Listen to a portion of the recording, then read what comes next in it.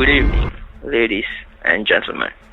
Pay strict attention to what I say, because I choose my words carefully, and I never repeat myself. You may ask, who and where am I now? But that is an unnecessary question, as I may be the person who is sitting next to you now. Instead, ask yourself, why are you here, and have you prepared yourself to the knowledge which you are about to gain tonight?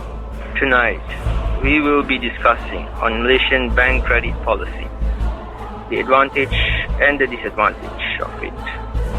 And the highlight of the night, does it help or satisfy our need? We interviewed different people who came up with different perspectives regarding this topic. Following are the 3 interviews, as you may watch it patiently and quietly. I think it's satisfying the bank because when bank gives the loan, the bank is actually growing more money by charging the interest rates. So in this international trade case, given by a certain country exchange rates, the bank actually earns more, especially when they charge countries from like China or Indonesia and other other countries which their exchange rate is lower than ours. So I think, yeah, it is satisfying the bank. Okay, thank you.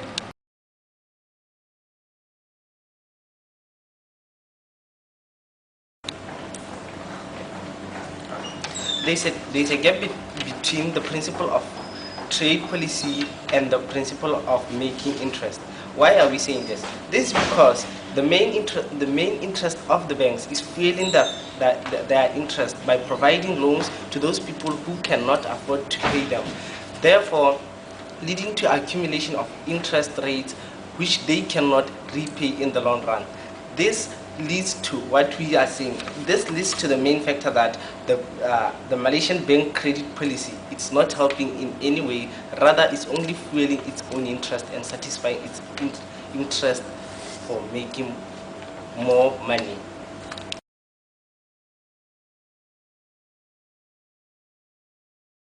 So the Malaysian bank credit policy, basically when they set up the credit policy, they base on what will be the requirement or what will be the target of the bank when come to credit.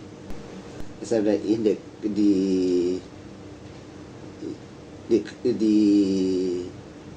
when a customer apply for the bank credit, then only they analyze on the facilities, the type of facilities that the customer want. This was sometimes even though the customer may want for trade facilities, but the bank may adjust it to domestic, just like these domestic facilities. So that's why you see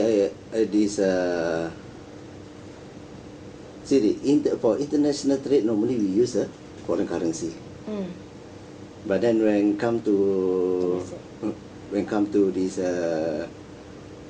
the trade is or the transaction already finalized, they will convert from this foreign currency into ringgit.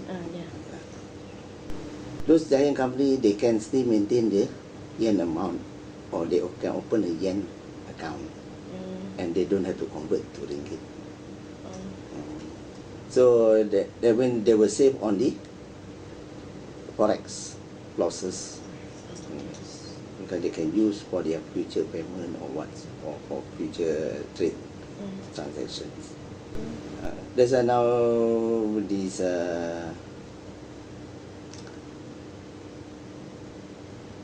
the government now are encouraging for the international trade transaction to be conducted, particularly by the Malaysian company, to be conducted through our offshore, Labuan Offshore Center. I would say the bank credit policy partly only help the international trade, but basically it's just to meet what the banks.